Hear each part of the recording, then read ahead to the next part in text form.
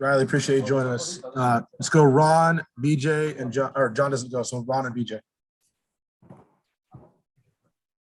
Riley, obviously a tough loss. I mean, the third quarter kind of came up to bite you guys again. I know we're a broken record about this, but I mean, how can you guys avoid these second half letdowns?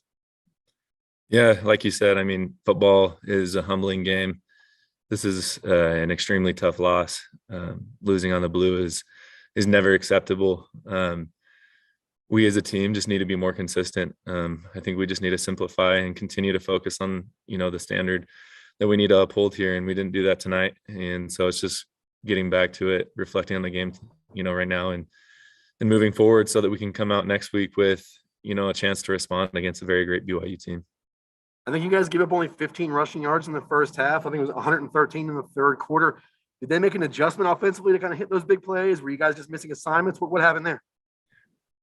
I mean, I'm not necessarily sure exactly. I need to go back and watch it. Obviously, there's things that we need to get cleaned up. Anytime there's explosive runs, I think what it comes down to is just everybody doing their 111th. It wasn't necessarily one specific person.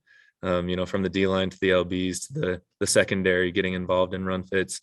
It takes everybody. And when one of us doesn't do our job, that's we don't communicate. It gives the offense a chance to have an explosive play. And so we all just need to be on the same page, and we all need to uphold the standard that has been upheld here at Boise State. And so it was a tough one, but we need to respond, and we need to be able to focus on the simple things and be ready to respond this next week against BYU. Thank you. Riley, you talk about that standard and stuff. You guys are 2-3 now, first time since 2001. You've been under 500 5 games in. How do you just look at where you guys are at 5 games in? Not obviously where you guys want to be.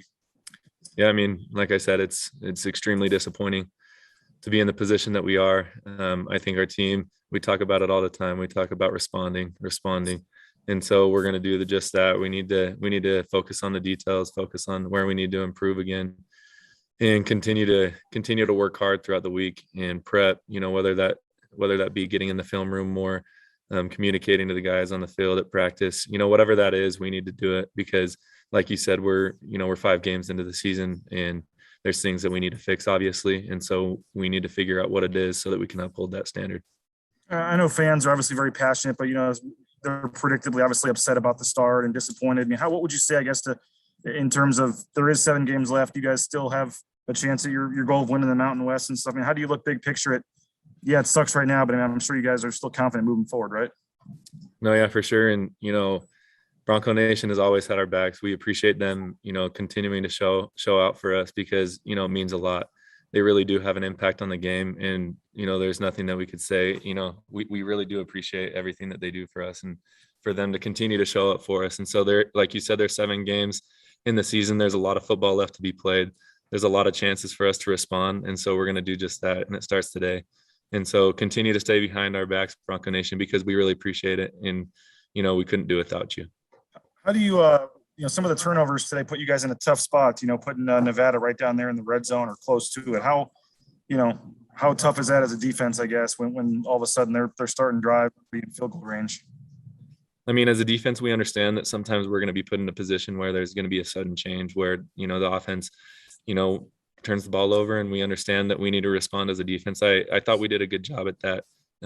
I believe they only came away with field goals off those turnovers. And so I think we did a great job making adjustments later on in the game.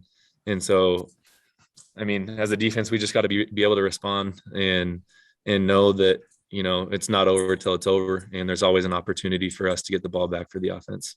And final one for me, Riley. I mean, you talk about big game next week against BYU, obviously, and you still got some other tough games ahead too. I mean, how do you guys try to keep it from snowballing here? How do you guys, fix what you need to fix, whether it's mentality or whatever, so this, so you can still obviously make something of the season?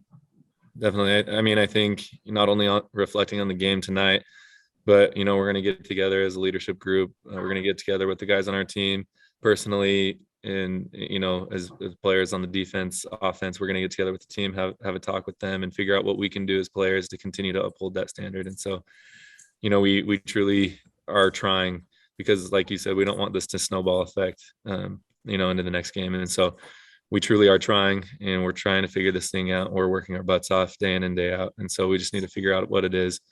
And once we do, and we're able to play consistently, we're going to be a scary team to play against. Appreciate it, Riley. Thank you. Riley, thanks for the time, man. Talk to you next Thank week. you. All right. Sounds good.